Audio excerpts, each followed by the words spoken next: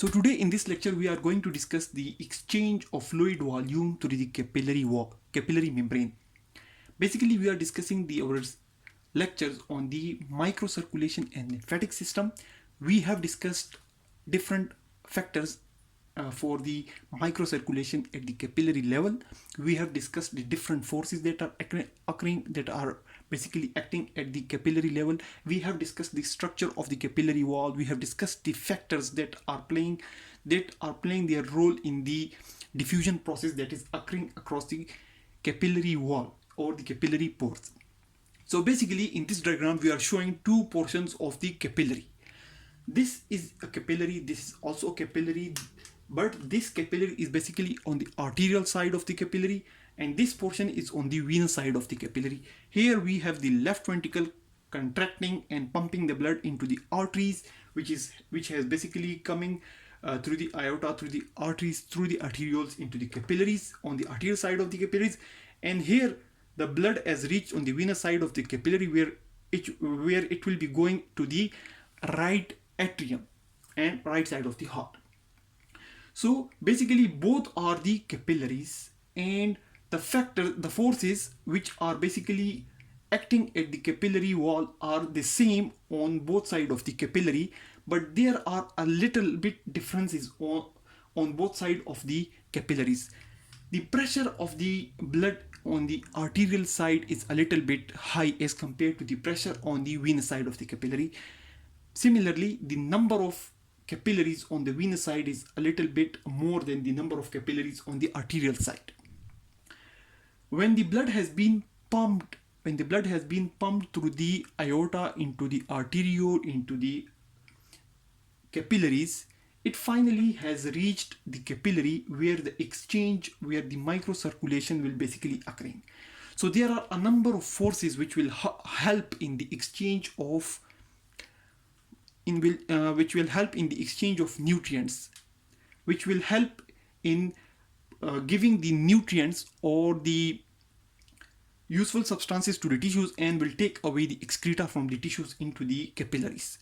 So at the capillary level we have four different forces which we have discussed again and again, but today we are going to summarize their sum in this lecture basically.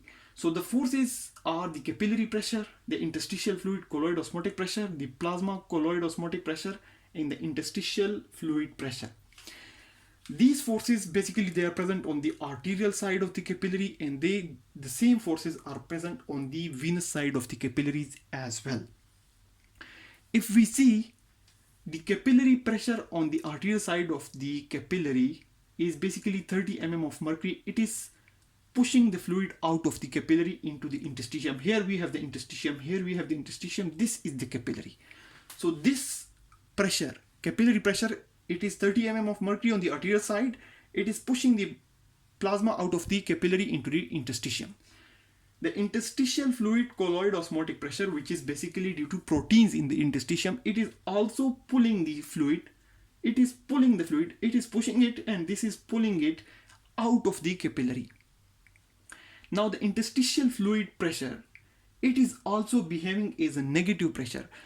This pressure basically it can be positive and negative both, but here we are discussing it as a negative pressure because we have discussed again and again that the interstitial fluid hydrostatic pressure, basically it is always lower than the atmosphere, and it is at least lower than the capillary hydrostatic pressure.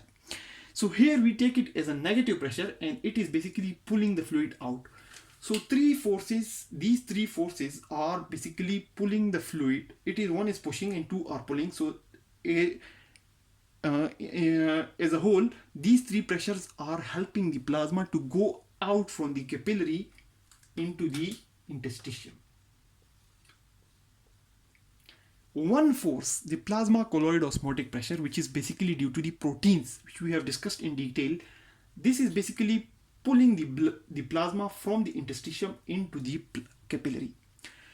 Three forces are helping the plasma to go out. One of the force is helping the plasma to come in. When these three forces are combined, they become 41 mm of mercury.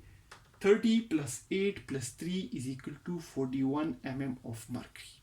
So 41 mm of mercury is basically helping the plasma or pushing the plasma to go out of the capillary into the interstitium. A 28 mm of mercury pressure is basically helping the plasma to or pulling the plasma into the capillary. So 41 for the outside, 28 for the inside. So the net pressure, the difference between the 41 and 28 is 13 mm of mercury.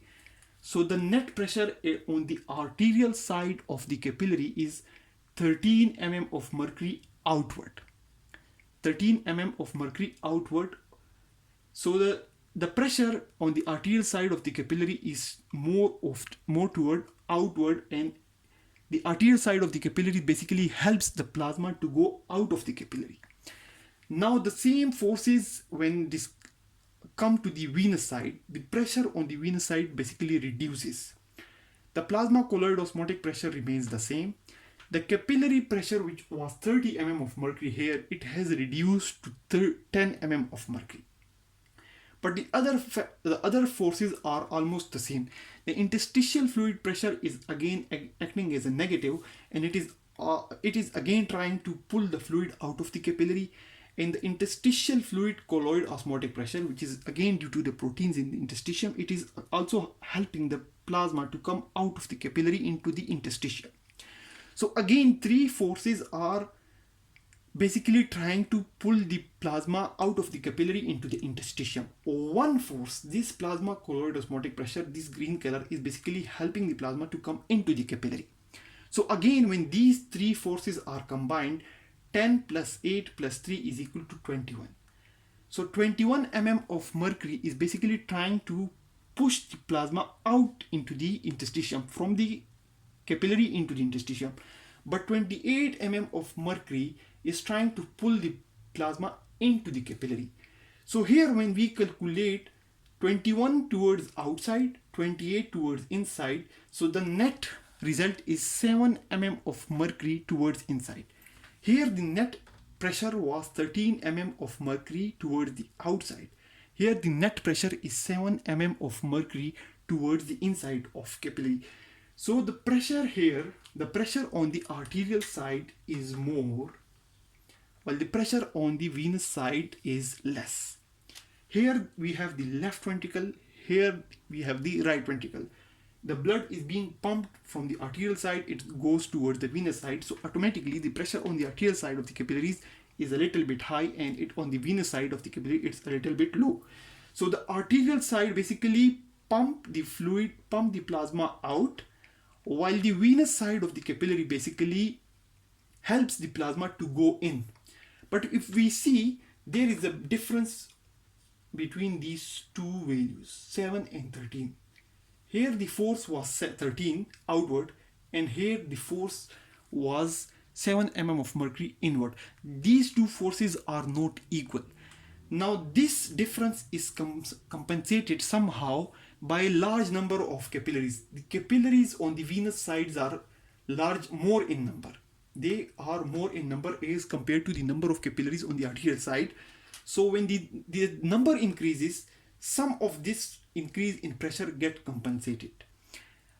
Even after this compensation, some of the pressure remains and some of the fluid remains in the interstitium.